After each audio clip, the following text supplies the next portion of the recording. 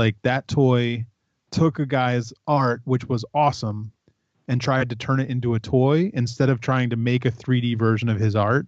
And I think that toy was, to me, that toy is a giant failure. I think it looks terrible. I think it's when the scene started becoming a place where anyone and everyone could have a toy made, and every single sketch that they drew had to become a toy. That's where the oversaturation started coming in, and that probably turned off a lot of the early artists that made the scene what it is, or was.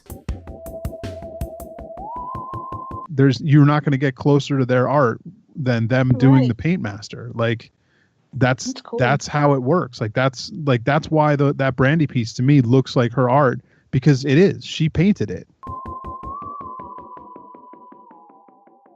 Hey Toy Family, welcome to another edition of the Marsham Toy Hour, where we discuss anything and everything designer toys. I'm Gary Ham, and joining me tonight is waffle making extraordinaire, Teresa Hawkins. Hello. And Marshami Award winner and future Shriner, George Gaspar. Hello, hello. Got a mug of hot chocolate. I'm ready to talk toys. Nice. I know. Enough. What? George, I think we're going to let Teresa sleep on the Marsham sofa. Because I'm tired? Yeah. Oh, like on the couch and sleep? Can I go to sleep on the couch? No, you can't go to sleep. George, we got to step in here. She has a problem. Are you doped up? No, I'm not doped up. Do I sound doped up? A little bit. I mean, I'm still tired, but I'm trying to act like I'm not. I think what it is, George, is like she works long hours at work, and then I think she stays up like way past midnight, sometimes 1 or 2 a.m. like throughout the entire week. So then by the time we record on Thursday nights, she's usually wanting to take a nap. What's a long work week to you? How many hours?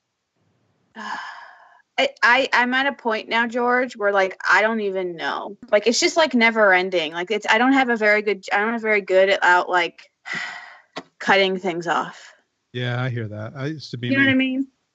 So like I don't even know anymore. Like I just don't even think about it. So but like today, I don't know why. I don't really know why I got hit with sleepiness, because I didn't keep working. I cut it off, and then I did stuff with Bailey. And maybe it's because of that. Maybe it's because I haven't been like keeping myself awake doing stuff, and I sat on the couch for a bit. I think it's the idea of doing the podcast makes you tired. Yeah, Gary, why do you make this? I don't know. Well, let's just go ahead. Well, maybe Teresa will wake up as we move on with the show. So last week we had the Marshami Awards, and much to my chagrin, actually, I think people sort of liked it. We got some good feedback for it. That's awesome, because you hated the whole thing. I was like on the edge of a cliff towards the end there, but we finished strong, and I think the beginning was good. So the beginning and end were great, but it was kind of like that middle part where we were doing the categories and we were kind of rambling and figuring things out and showing photos and stuff. So that was mainly where I trimmed. So we talked over 2 hours, and I trimmed about 30 minutes just in that area alone. And that's after I did that, it sounded good. Oh, nice. Maybe I'll have to go listen to it and see if it came out good. Yeah, I think people actually did find it entertaining and funny, which at the time it didn't feel like it to me. But you know what? We didn't receive any Dear Marsham letters. Dun, dun. No one wants to take advantage of our unlicensed, unprofessional advice. Makes me look bad. I'm the only one with issues. You might want to look into getting some real help though. Here, I got one. I got an issue. Yeah. Yeah, let's do it. Okay, you have to start Dear Marsham before you begin. I find when I scroll through the blogs, everything is just so like the same as it's been for the past like 2 years. Do you guys feel like that? What do you mean by that exactly?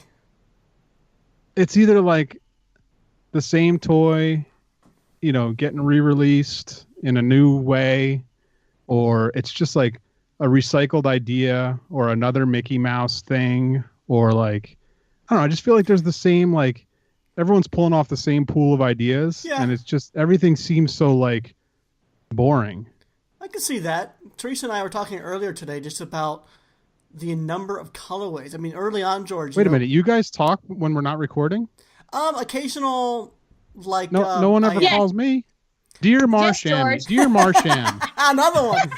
Nobody ever calls George. No, we don't talk Yeah. by phone, but we IM chat throughout the We day. did. We had a hangouts. Don't you dare lie to George like Dear that. Marsham. The people on my podcast with me don't even like me. Oh, but George, we love you. But you know what? It's not just us, actually. I saw this week you're not even in the behind the counter trailer or the poster. Yeah, I know. I noticed that too. What's going on there? Even my mom texted and was like, "What's going on?" I think that was like the most asked question on the behind the counter like Instagram feed was like, "Where's George? No more George? Why no George?" I texted in and said, "Where's George too?" Did you? Are you not going to do it anymore? I've been voted out. Apparently, I'm not in any of the propaganda posters. Wait, were you So you actually didn't voted choose to out, stop? or were you just not contacted? You just somehow were replaced. No, it was apparently it was a miscommunication in scheduling. I will be on the show occasionally this season. Not entirely sure how much that means. Their number one person on the show is not on the next season. What's up with that? Let's all be fair. Ben is the number one person on the show. It is 3D Retro presents Toy Geek. It is. I mean, he is the head honcho behind the production. You know, it's done in his store and everything. But I think you're the guy that a lot of people are tuning in to hear, though. That's not true. Not anymore. Maybe in the past I used to have an opinion on things, but as you guys have seen in these past few episodes, I don't know a lot anymore. But your opinions carry a lot of weight because you've been in the scene for so long. You're very knowledgeable. You've seen a lot, and so it's like and also you don't really talk all that much. You're almost kind of like a sniper on the show. When you speak, it's not that often, but when you do, it carries more weight because you don't speak that often. I am old man Gaspar in the corner. Well, I'm hoping to see you back on the show. I'll be on occasionally. It's there will be times where I'm on. Well, it looks like there's going to be several new rotating geeks on the show. Yeah, I think what they're going to do is like a rotating spot, like where I would sit normally. Yeah. Will be a rotating spot of people now. Okay, makes sense.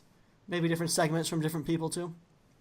Probably, yeah, I would imagine. And then like, I'm sure there'll also be the normal guests that come on throughout the throughout the season, where each episode has the 3 hosts plus a guest, usually, that kind of thing. Mm-hmm. So I think that's what's going to happen. And then so the 3 hosts, it'll be Ben and Jack as a constant, and then the other one will rotate. Right. Well, let's get back to your original Dear Marsham, saying why is everything on the blogs been looking pretty similar for the last couple of years? And Teresa and I were talking this week, and we were discussing like how everything is just a new colorway being released every several weeks. And George, several years ago, when almost everything was being produced out of China, you would just go to the factory, say you want 4 different colorways, and you would spread those 4 different colorways over the course of a year or two. But now that a lot of the stuff is being produced in more limited quantities, whether resin production or sofubi or soft vinyl or what have you, the colorways are coming a hell of a lot quicker. So you're seeing the same toy every single month, but just with a different spray or pulled vinyl color. And then on top of that, what you mentioned too, is everything's sort of looking the same. There's a lot of stuff that's similar but different.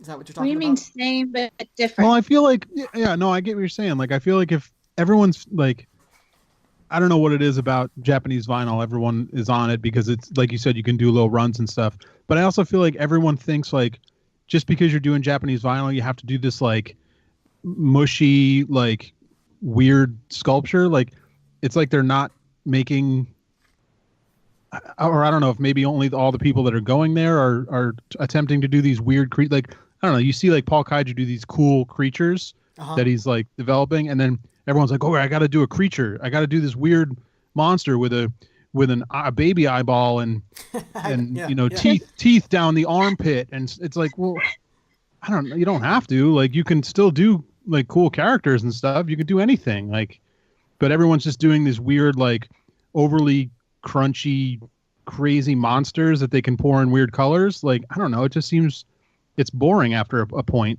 to do the same thing. Yeah, hear Like ya. at least Paul Kaiju has like awesome sculpting and like I don't know, there seems to be like care and time thought about what you're doing. Some of these are just like they look like it's somebody's first sculpture they've ever done, and they're like, all right, make it.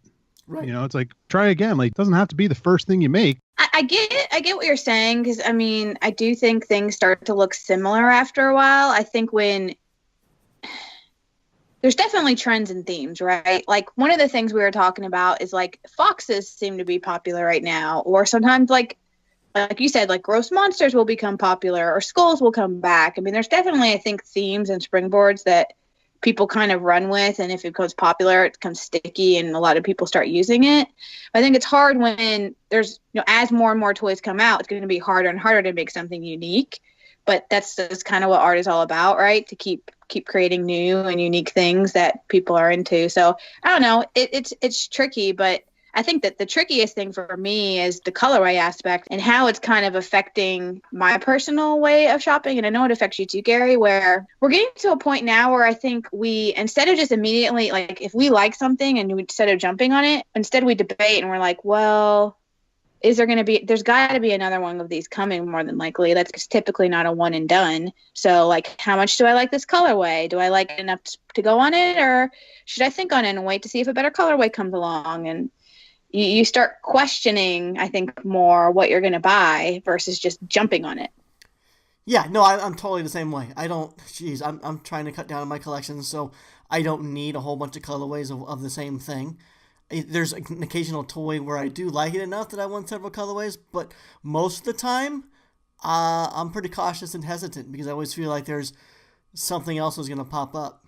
It's like, one case is the popsicle one that we mentioned last week at one of Marsham. Well, I bought that 2 weeks before Designer Con in a colorway that I thought was probably the best one, and I bought it in the orange.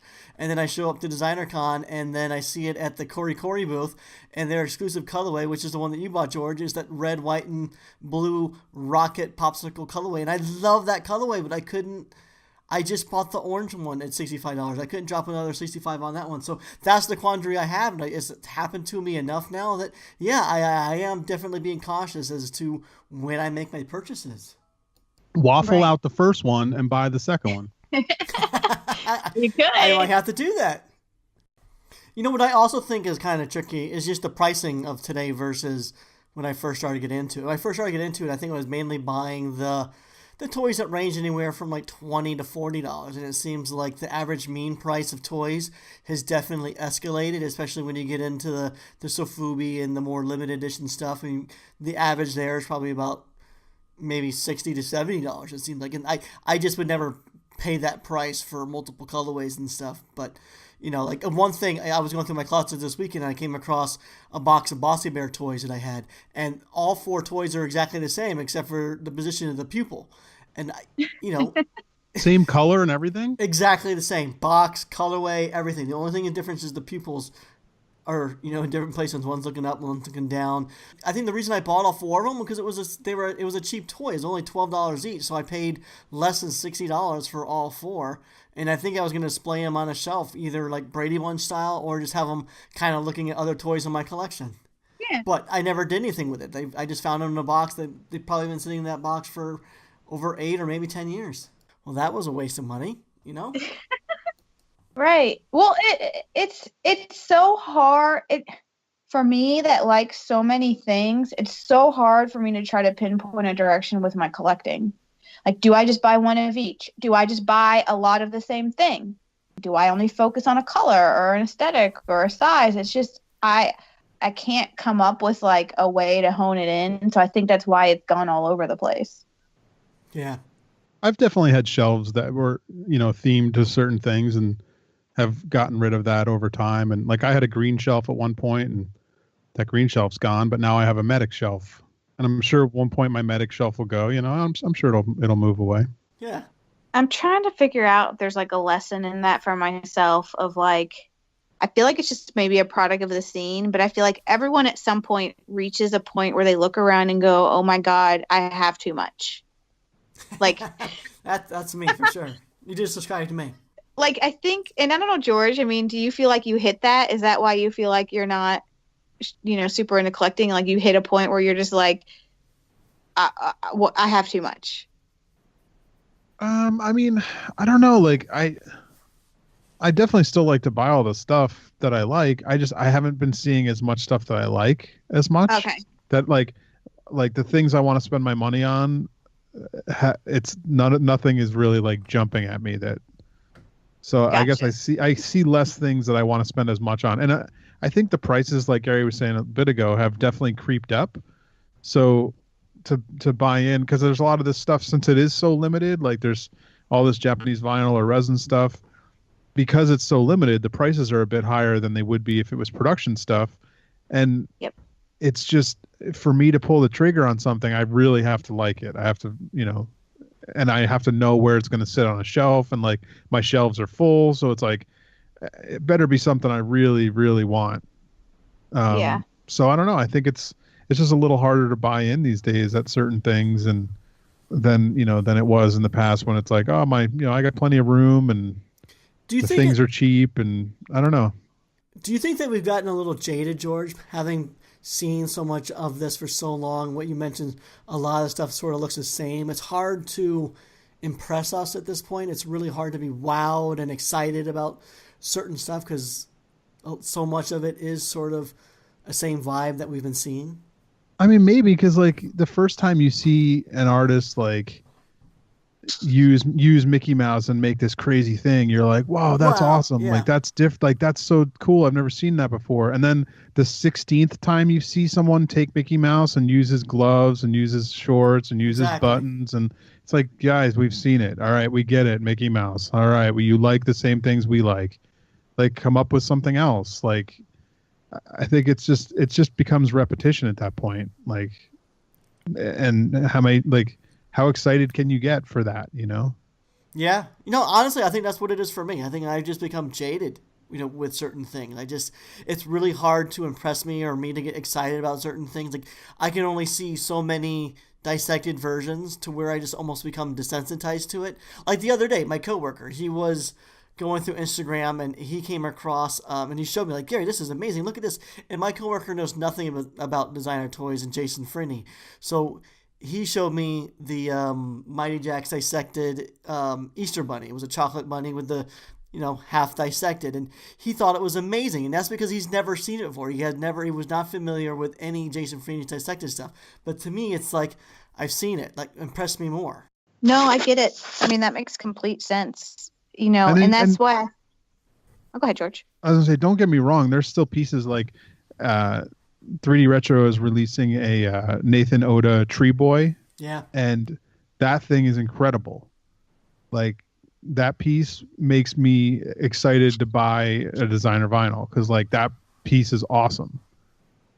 But I think that's what we're talking about, the true nature of an art toy. I mean, that's based on his paintings, and his paintings is really conveyed in that toy. And I think that's what a large part of what designer toys was especially supposed to be, was an offspring of an artist's body of work. And I think that toy really represents his painting style and his work. And so to be able to, you might not be able to afford his paintings, but you can afford that toy. Yeah, and I Yeah. mean, if you're a fan of his art, that piece is definitely going to be like, oh yeah, this is his art. Like, I look at that and I know exactly that that's the thing. Yeah. Yeah, it's actually really interesting to think about that. The idea that it kind of started as a thing where it takes existing art and creates a 3D form of it. And I wonder if that's been lost some, because like a lot of toys today, and not to say that I'm knocking anything I own, I obviously love what I buy, but I don't know. And I don't think not necessarily as much of it springs from that direction. Yeah, it's more of things where people are it's artists trying to become toy designers instead of people making toys of someone else's art. And that's one of the things that Ben at 3D Retro has always kind of done really well, and because that's the thing that he enjoys, is he likes to make toys of the artist's art.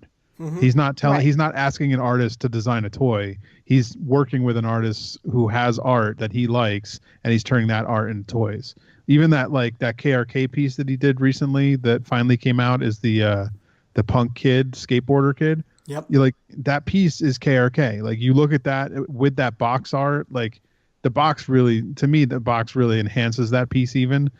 You just look at that and you're like, oh, I like that's KRK's art. And like that Nathan Oda, you look at that, you're like, that is Nathan Oda's art. And even back to, and I know I'm biased because I sculpted these, but the two Brandy pieces, two Brandy Milne pieces, Yep. like those are like that's Brandy's art. And part of the process with that one, and even with this new Nathan one, because I was involved in the production on it, but I didn't do any of the sculpting or anything on the Nathan one. He like Nathan Oda painted the paint master. Like we made the casting and he took it home and he painted the paint master. So like, and Brandy did the same thing. Brandy painted those paint masters and that was sent to the factory for them to reproduce. And it's like, you're not going to get closer to their art than them doing the paint master. Like that's cool. That's how it works. That's why that Brandy piece to me looks like her art, because it is, she painted it. Yeah. And the factory reproduced her paint job amazingly. And the same thing with this Nathan Oda Tree Boy. It's like if we had just done call outs and told the factory to paint it, like it wouldn't have the soul that his paint master has. Makes sense. Yeah, it makes me like the piece more and more as you like dig into that kind of stuff, and like it gives the piece life. Like you're giving it life just talking about it, George, and like explaining that there's more to it than just, you know, whipping a 3D shape out of nothing or trying to take some artist and force them into toy form. But no, they've like basically taken his paintings and created a designer toy version of it. And it totally worked on that piece. And it's not something, when you look at it initially, it's like, it's something that really most people probably wouldn't even attempt that piece. It's pretty complex. It's got a lot of weird little parts on it. And it's like, it's probably too costly for most people to even try and do that. But, you know, Ben likes to work with the artists and likes to make their, you know, try and get their art into a 3D form. And I think he really, like that one to me really nailed it, that Nathan Oda piece. Yeah. Not only that, but it's two pieces. So like the stand, the tree stump, and then the boy sitting on top is removable, so you can kind of sit them on the edge of your shelf and stuff. Like I didn't even realize that was part of it. That's really cool. Honestly, I don't know why he's putting the pictures out like that. Like I don't know, like it's not really intended to be that way. Like it's intended to sit in the little tree trunk, but like I mean, I guess you could do that, but like it was never really intended to be displayed that way. But I mean, yeah, sure, you could take it out, but there's it's I guess that's just a byproduct of the guys sitting, I guess. But like I don't know, like why you wouldn't want to display the tree trunk. I mean, I guess maybe if you just collect tree trunks. Hey, you can display it with your Logan collection. But I think that's what you guys are mentioning. I think a little bit of that has been lost in designer toys. I think over the years, it's become someone more like myself. I'm part of that group where I'm not a gallery artist or a street artist or have like a large body of paintings. You know, I feel like I design for toys, and I feel like that the scenes became primarily artists like myself who are graphic designers or character designers just making cool toys versus going off of an artist's body of work. I think that's where we kind of lost a lot of the early magic. I think it's when the scene started becoming a place where anyone and everyone could have a toy made, and every single sketch that they drew had to become a toy. That's where the oversaturation started coming in, and that probably turned off a lot of the early artists that made the scene what it is or was. And I definitely don't. And I think that the happy medium is probably what's best, because I definitely don't think things have to be like street, you know, urban. It doesn't have to be based on street art. Definitely taking like other artists and, you know, doing that. But I do think there has to be more than just like this is a creature I came up with and now it's a toy. It's like, there has to be a little something more to it to make it good. Yeah, no, I hear you. I mean, I like a lot of the stuff that you're talking about. It's just someone designed it. It just looks cool, and it sits on my shelf. I have a lot of that sort of stuff. But I think for a lot of other people to get into this toy scene, they need to have a connection to it in some way, very much either pop culture related or through an artist that they already know very well and are fans of. And unfortunately, a lot of the artists in the designer toy scene, or a lot of the popular artists, they started in designer toys. They didn't come from another art scene. They didn't, a lot of them didn't come from the fine art world or the street scene. They came up through designer toys through doing customs and got noticed that way. And companies then, invited them to make production toys. So a lot of the very popular artists in our scene aren't very well known, if at all, outside of designer toys. There is a handful of people that are, Tokidoki, Ron English, but it's definitely less than more. And I think that's where Clutter is trying to help out. Clutter wants to reach that fine art collector, that fine art world. So they're going big and they're making things that appeal to that collector mentality a little bit more. And I think that's going to help maybe introduce more eyes to our toy scene and what everyone else is doing. And I think that's only going to help. Yeah, I think so. And that's one of the things that Ben does pretty well is he continues to work with artists. He's not just creating things out of nothing, Yeah. Yeah, but I agree. I think happy medium is a good way to phrase it, George, because I don't think there's anything wrong with people like you as an artist, Gary, coming in and doing stuff. But I do think a balance in the scene of, if people want some more of that street art and urban feel to come back, bring that back. More of what you're talking about with Ben's projects, George. And then also people like you, Gary, who design with a toy stag in mind. I feel like all of that makes the scene, but maybe we're lacking in those two other areas that used to be a big part of it. Yeah. I don't know. Yeah. It'll be interesting. No, I agree with you. I think we've, teeny tiny bit kind of lost some of that stuff. And, in order to grow the scene, I think we need to bring in some artists that are very popular outside of the designer toy world. Someone like, like Mad Graves is someone has a really strong fan base, but a lot of her art would apply really well to designer toys. I mean, a lot of her stuff kind of looks like designer toy-ish. And as long as a company has the manufacturing means to produce her stuff and make it look like her art, I think that would be amazing. More stuff like that. Yeah, and I mean, look at guys like Martian Toys did that Jason Limon ice cream guy. Yep. And that one worked. Like, look how well that went over. Look how many people love that piece. And it's like, it's because it captured that dude's like art. Like he had a very specific art style, and that toy captured it really well. Yeah. And it wasn't just like this toy made out of nothing for to become a toy. It's based on that guy's art, and it translates. Yeah. Yeah. No, it totally makes sense. I was actually going to mention Martian Toys because I feel like that's part of their directive as well somewhat. I know they're very big on pulling in new artists, try to give them a chance to see, how their stuff might apply to the toy world. So, I mean, I feel like in a way they're also trying to, bring people in who maybe haven't even done a toy before and take their artwork and potentially think about how it could translate. So, yeah, it's interesting to think about as a way to kind of expand and grow and bring back some of the way things used to approach. Because like those sours, for example, remind me exactly of the same thing you're talking about, George. It's got a different feel to it than a lot of the stuff that exists today. And don't get me wrong, there were bad examples all the way back. Like Jeff Soto's Seeker, I think is one of those examples of the exact wrong way that it should have went down. Like that toy took a guy's art, which was awesome, and tried to turn it into a toy instead of trying to make a 3D version of his art. And I think that toy was, to me, that toy is a giant failure. I think it looks terrible. I think it doesn't represent his art at all. And even the picture on the box that it comes in is like, why didn't you make this thing on the box? And, so there, even in the past there were things that were like, somebody just wasn't getting it, wasn't really nailing it. It's funny you mentioned that because, I feel like, Gary, we sometimes do that where we'll look at the box art and we're like, we like the box art better than the actual figure.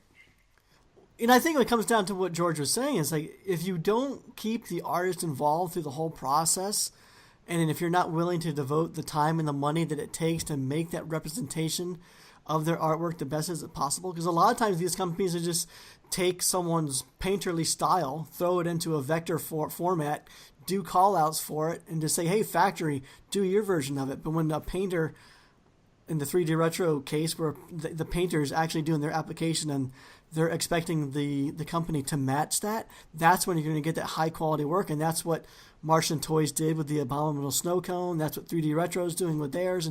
But there are failed cases. I think there's been a couple Alex Pardee pieces that missed the mark. They just did not have the same treatment that his paintings had. Like, I felt like the production pieces lacked the grunge and the texture and the layering of the paint, and it was not the best representation of his art. Yeah, that's a good example. No, I love Alex's art, and he's one of my favorite artists. And I don't understand those toys. Like, and it's funny because like even back to the Jeff Soto one, I don't know, and even with the Alex ones, I don't know. That could be the artist's call. Like, they could have wanted that, and it, and who's to say? Like, unless we talk to them and ask, and they like that could be Jeff Soto's idea. He may have wanted to make a toy version of one of his things. Like, because I've had that happen too. Like, I don't know if I've ever said it on this podcast, but I think I did on Toy Break. When we made the Beat Bee with Jim Mafood for 3D Retro years ago, Jim, do you know Jim Mafood's art at all? Like, it's very stylized, very angular. And when I sculpted the Beat Bee, and I kind of matched his style where I gave it like, angles to the curves, even though even though it was round, it wasn't like round. It had like angles to it and sharpness. And we showed it to him and he was like, no, it's supposed to be round, like a bee, like round. And I'm like, yeah, but your art's angular. And he's like, no, but the bee's supposed to be round. So like, he just doesn't draw, like, in his head when he's drawing it, it's round to him, but like his art is very angular. So like we changed it, and it was like, in the end, I was like, wow, this is not something I would want. Like, this is no longer the thing I want. Yeah. But this is what the artist wants. That's interesting. So like, that happens too, it's like it so you never know, like, those things that we're talking about, they could be exactly what the artist wanted. Interesting. It's funny because it also reminds me, I know Gary, we've also talked about sometimes like certain applications of artists. So not just like stylistically, so like you're talking about like angular versus not George, but also like very painterly artists. So like 64 Colors, I think, is a really good example where like their art has a very specific style. And like, even if I look back to like the 64 Colors Dunny, even it doesn't really get there. Like, it's a flat version, a vector version of their style. But imagine if that were done with the painterly effects that are in the paintings and the customs they do. Like, just imagine a production version in that actual style. Like, that would be insane. Like, that, if I were to have a 64 color piece in my collection, and I know, like, I would love to buy one of her paintings or a custom. I can't afford it. I would love to, but it's beyond my price point. But if someone were able to make an affordable production version around $100 price point and make it look like her work looks, people would buy it in a heartbeat because it would be in the spirit of how she does stuff. And I think it's a shame when that doesn't happen, and part of it may have been technology back in the day, what you were able to achieve. But even, Squink, I think, is another artist where there's very particular aspects to the eye detail and just little small details throughout that are just so precise and done in a certain way that I'm really excited and very hopeful for this Wild One series, because he's getting some pieces in that, as well as I believe his own 5-inch Yeti. I'm really excited and hopeful to see him come to life in a production piece today. I hope it's given justice. Yeah, no. I mean, the manufacturing's gotten so much better than when I remember seeing what some of the first Dunnies look like. I mean, it's come a long ways. But no, are we close enough to matching some of the painterly stuff like a Mab Graves or Squink? 64 Colors, I mean, probably not. I mean, it's getting closer. I mean, it's Oh yeah, but like even like the Mab Graves Dunny, and don't want to knock it at all, but like that's another example where the box art and her style just didn't really I agree translate. it's not terrible, but it's really not. It's just not. It's not what you want it to be. Like it's not really. Yeah, a good box art should complement the toy. When the packaging outshines the toy, Right. it's a letdown, I think. The one thing that I really love the Mav Graves, but for some reason the Dunny, in the fact the one part that didn't match the box to me was it looks like they sculpted her face on top of the Dunny platform rather than insetting it into the Dunny platform. Because when you look at the box art, it's a character or a girl wearing an outfit, and it's a very thick, furry outfit. So you can feel the depth of that costume, and you don't get that sense that her face is inset in the Dunny platform. And that's one reason that's always sort of bothered me when I see that toy. Yeah. I just don't. It does not match the box or her art. Yeah. No, I agree. It is a really, like, it's a shame. It's a shame when, and again, I mean, you make a good point, George, that we don't fully know the details behind and the direction, but like, it's a shame when an artist is given an opportunity to get a production piece and it's just not given it just doesn't get there. It doesn't get to the full, I don't even know the word I'm trying to say. I don't know. It just doesn't reach the full potential. Like you sometimes look at stuff and you're like, oh, that could have been really freaking awesome, but it's not. And so, yeah, it'll be interesting to see if that's something that can slowly change or evolve over time. Maybe I don't know, but yeah, no, I think it's a great point. We're missing some marks there. Yeah, that's a good discussion. I like that one. Let's move on. We still have some leaks and sneak peeks to do. It's time to take a break and mention several of our amazing sponsors. For all your designer toy desires, we have 2 amazing stores for you. First, there's 3D Retro. 3D Retro has a beautiful brick and mortar location out there in Southern California to visit. But if you can't make it to the shop, be sure to visit them at 3dretro.com. And also, their StrangeCatToys.com has been a very loyal sponsor. Give them a look at StrangeCatToys.com, and for being a listener of the show, you'll receive 10% off your entire order by using promo code DOPE at checkout. And for all the latest and greatest in designer toy news, be sure to follow and visit the wonderful toy blogs SpankyStokes.com and thetoychronicle.com. The Toy Chronicle is also available via a very convenient and easy, cool new app to use. Just search The Toy Chronicle on the Apple App Store or Google Play. One thing that I would like to do a little more of this season is giveaways. And one way I like to do it is when we play games, I would like you guys to play on behalf of a listener. And I don't know how we'll decide or choose who those listeners are going to be, but I think it'll be much better gameplay if you guys are playing for something, and then, whichever one of you wins, we'll send the listener whatever we're giving away that week. And so I'm currently looking into receiving some giveaways for the show. And actually, George, last week you were mentioning that you had some glitter hippo resins that you might want to give away. Do you want to do one of those for this week? All right, let's do it, because we have let's give away.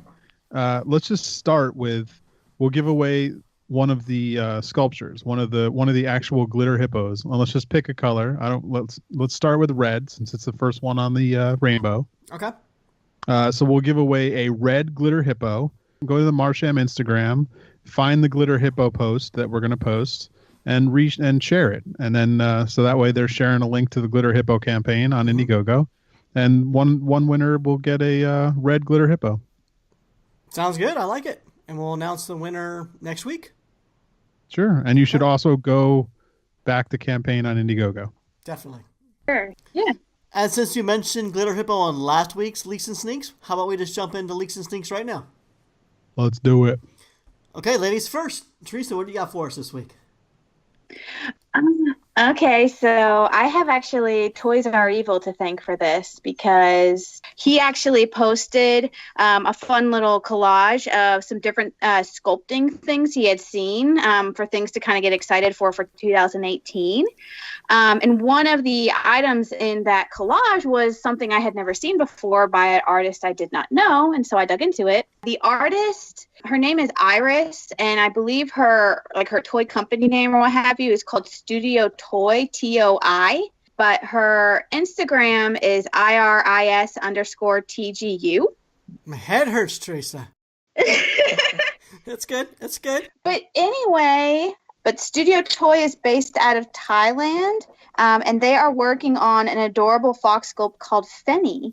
And they said it's about 5 inches tall, but it is flippin' adorable. It's standing on 2 feet, but it's got kind of a cute little big head and big ears, and so it's a sculpt in progress, and they're sharing their process as they go. So you can kind of see the prototypes, and they're working on the molding and all of that. So don't have a whole lot of details for when it's coming, but it got me really excited. So I've already started following their account, both on Instagram and on Facebook, and I'm going to keep watching it get made and hope there's a way to buy it. Did they say what the material was going to end up being? Resin or vinyl? Or did they say anything about that? The hashtag in the post says resin and resin toy, so maybe resin based on that. You know, foxes are they're a trendy animal this past year. Yeah, this one's more on the chubby side. Well, chubby's also trendy too. Does he have moobs? Yeah. No moobs, thank God. What about a little dangler? No weird little peepees. We just got a cute, moob-free, penis-free.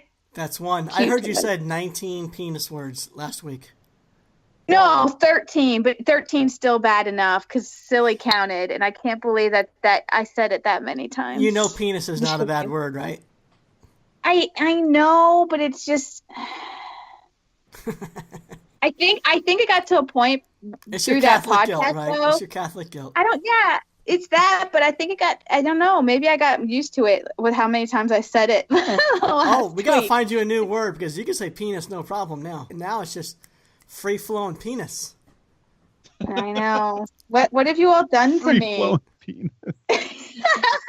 You even dropped a couple, I think you mentioned one S-bomb last week, too. Things are getting a little easier for you, but you're still saying lady bits.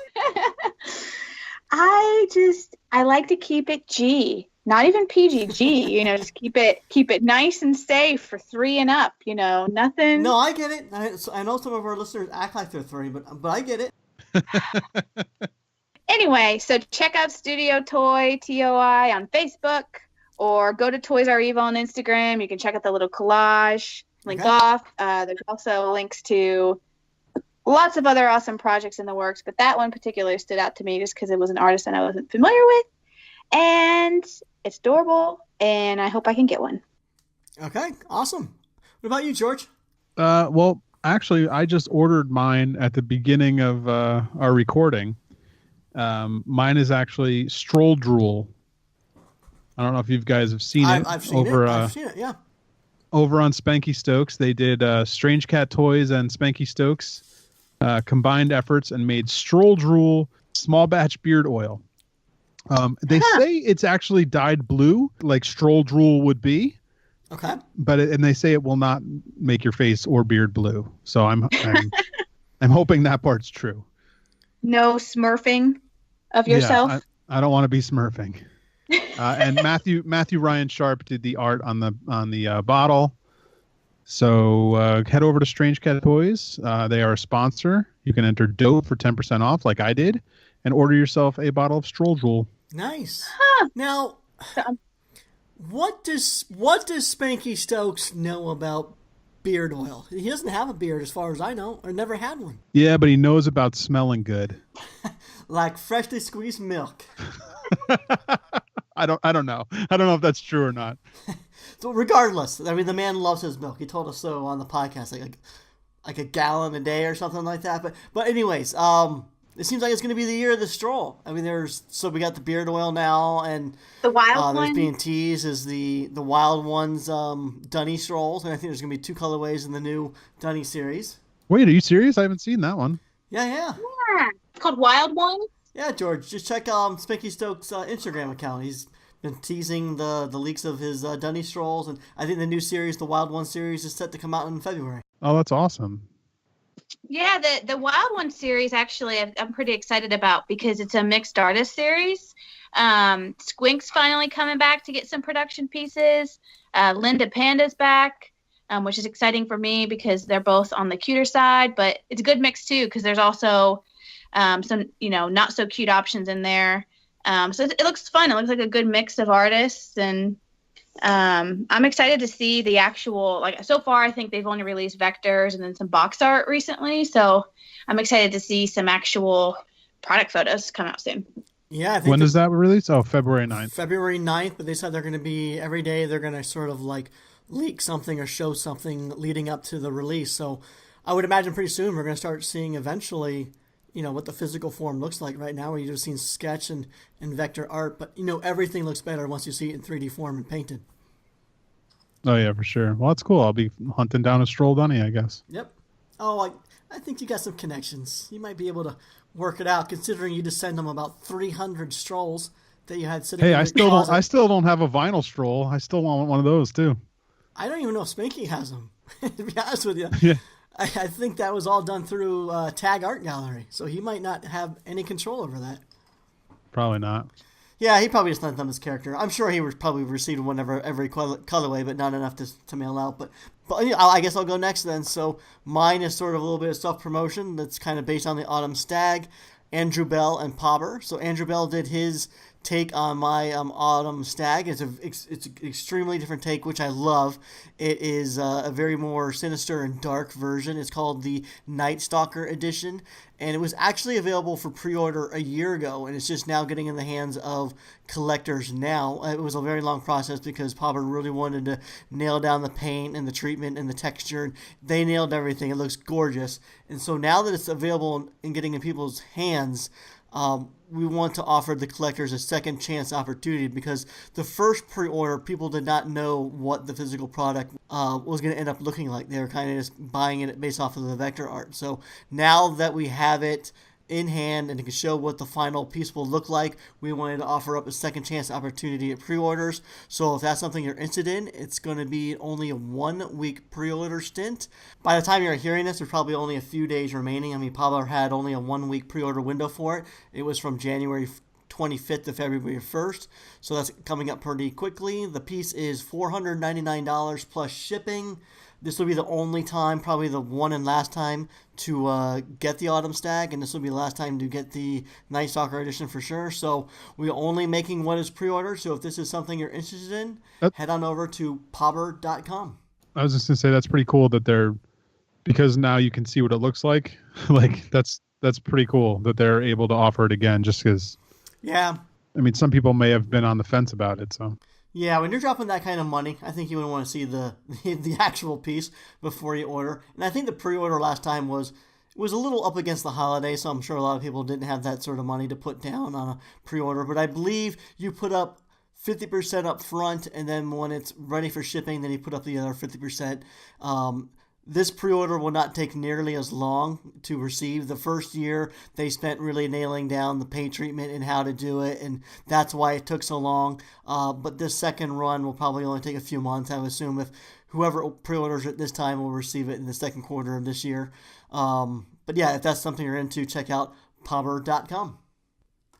And another thing that I want to mention tonight is we're all very familiar with the Luna figure that was produced by UVD Toys. It was an original Kickstarter done for the bots based on their Luna figure. And that got fully funded, and the figure turned out amazing. And UVD Toys and the bots are back at it trying to get a children's book published. And the illustrators of that book are 64 Colors, and it's called Luna and the Magical Nightlights. This is really close to being funded. It's going to end on February 2nd. They're looking for $20,000 goal, and they're sitting at currently $15,000. So they're really, really close. Nice. What do I look up?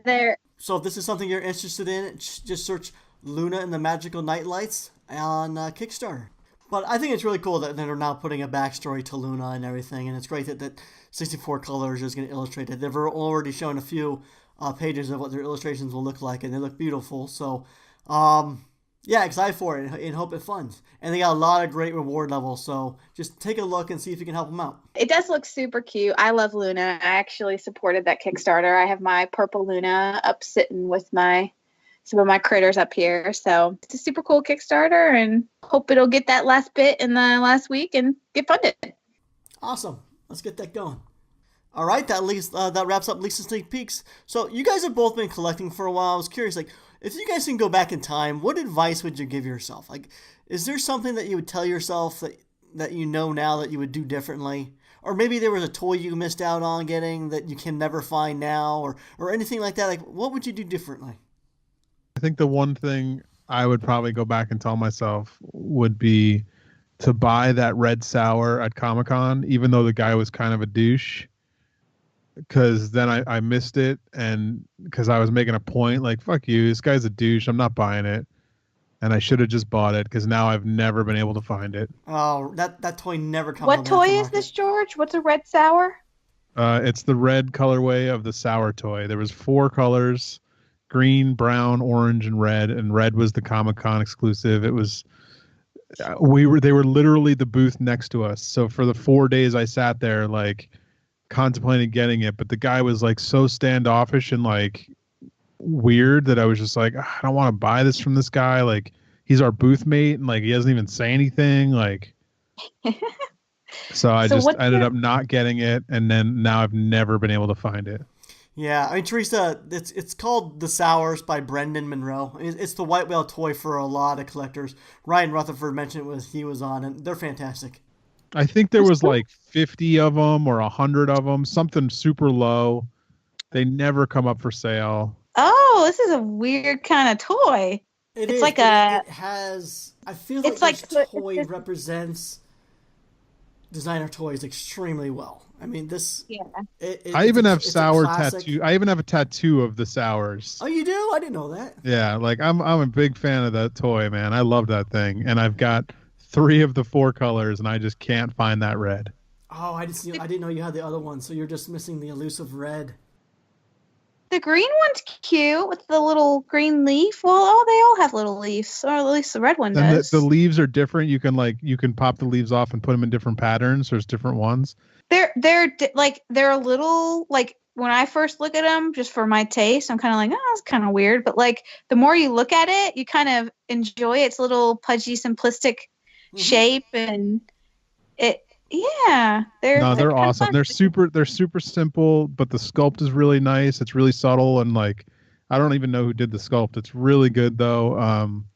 Yeah, it's one of those figures that it'll rarely come up for sale, and if it does, it's a green one, because the green one I think there was like, 250 of or something like that. So that one pops up every once in a while, but the red, very rarely. I've never been able to find it. You shouldn't have let that happen. I know. Who knew? So. Yeah, the collectors that have them do not want to give them up, so they rarely come on the market. Crazy. So Gary, do you have one of those? So is there like a toy regret like that you wish you had bought that you didn't? I can't think of one offhand right now.